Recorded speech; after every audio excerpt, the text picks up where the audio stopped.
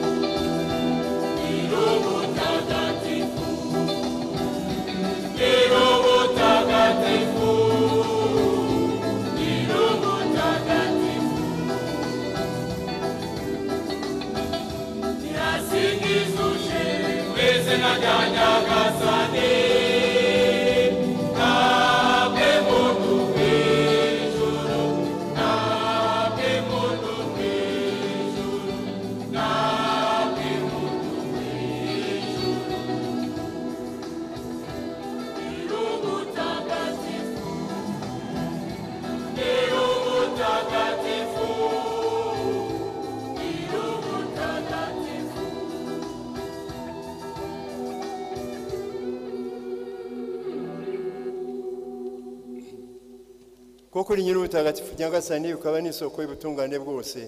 None no mubyeyi wacu turagusaba usakaze roho yawe kuri aya maturo, maze uyatagatifuze kugira ngo ahinduke atubere umubiri n'amaraso bya Yezu Kristo umwami wacu. Igihe yaragiye kugabizwa ububabare n'urupfu ku bushake bwe, yafashe umugati arashimira, arawumanyura, nuko awohereza abigishwa be avuga ati, nimwakire maze muryeho mwese, iki ngiki koko ni umubiri wanjye ugiye gutandukanya.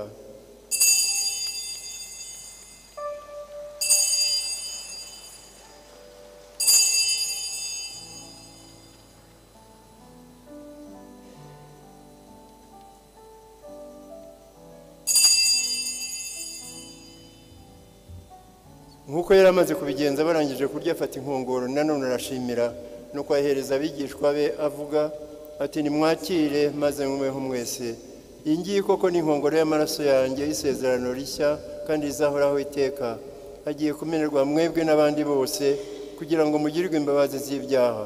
Ibi mujye mubikora bibe urwibutso rwanjye.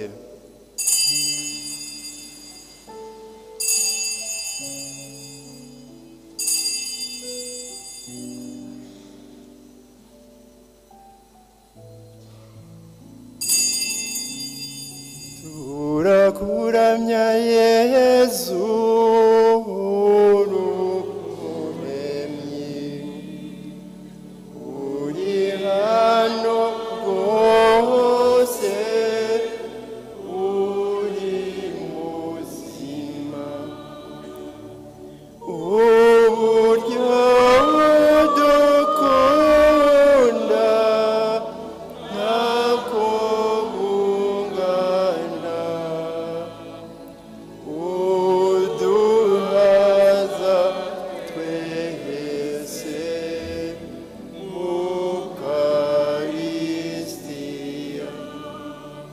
rero nyagasani mu gihe twibuka urupfu n'izuka by'umwana wawe tugutuye umugabo atanga ubugingo hamwe n'inkongoro y'umukiro tugushimira ko watumye tuberwa no kugushengerera tukaguhereza aya maturo kandi turakwinginga twiyoroheje ngo twebwe basangira umubiri n'amaraso bya Kristo Roho Mutagatifu aduhuze twunge ubumwe. Nyagasani wibukiye kiliziya yawe agiye ku isi hose maze uhego rya mbere mu rukundo hamwe na papa wacu Leo umwepiskopi wacu Antoni Karidinali Kambanda n'abatorewe umurimo wa leta bose. Nyagasani wibukiye umuyoboke wawe ariyo nshuti yacu umubyeyi n'umuvandimwe Marie Immaculée Ingabire wahamagaye ukura kuri iyi si maze ubwo yunze ubumwe n'umwana wawe mu rupfu rumeze nk'urwe uzamuhe no kumwishushanya mu izuka rye.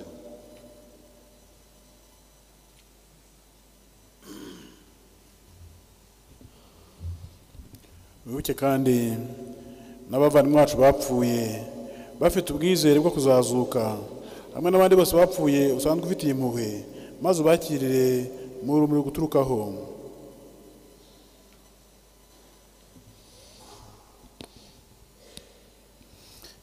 turakwinginze ngo natwe twese utugirire impuhwe maze tuzashobore kugira umwanya mu bugingo bw'iteka hamwe na Bikira Mariya umubyeyi muhire w'Imana, Yosefu mutagatifu, intumwa zawe ntagatifu n'abandi batagatifu bose bakunyuze uko ibihe byagiye bisimburana, nuko hamwe nabo tuzagusingize tukurata kubwa Yezu Kristo umwana wawe.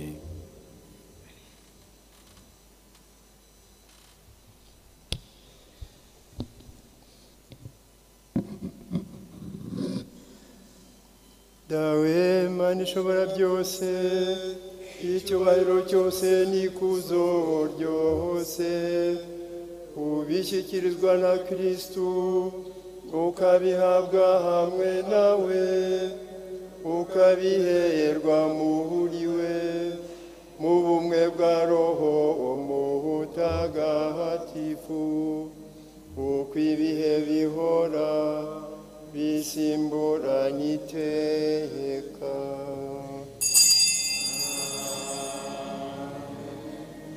Nk'uko twabibwirijwe n'Umukiza akanabidutegeka, dutinyike kuvuga tuti dawe uri mu ijuru,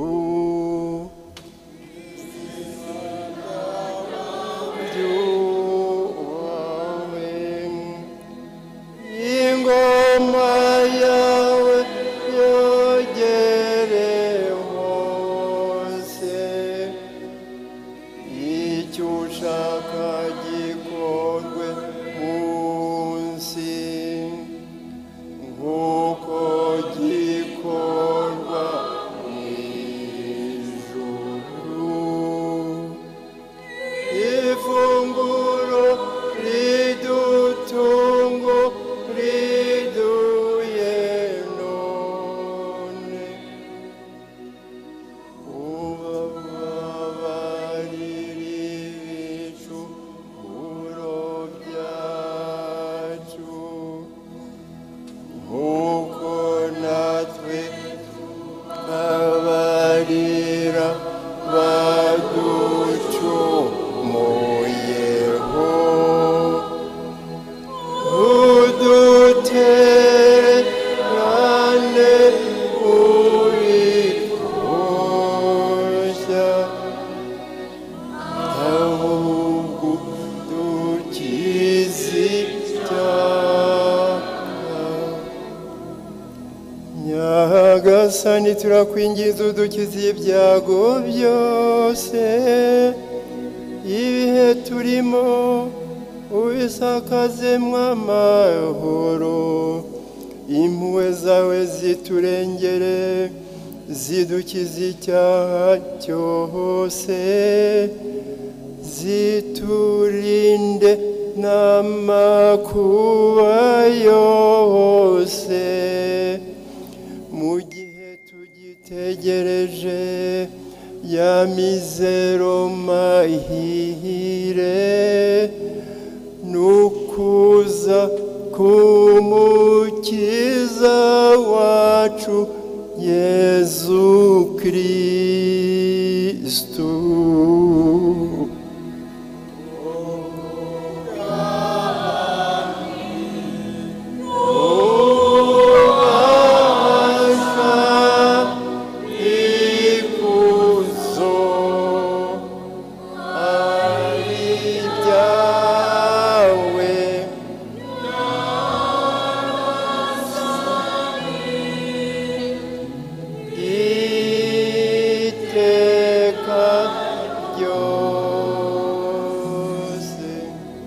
Nyagasani Yezu Kristo wabwiye intumwa zawe uti mbasigiye amahoro mbahaye amahoro yanjye.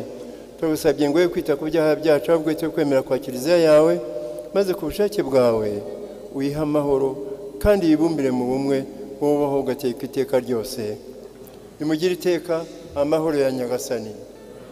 Nimwifuriza amahoro y'Imana.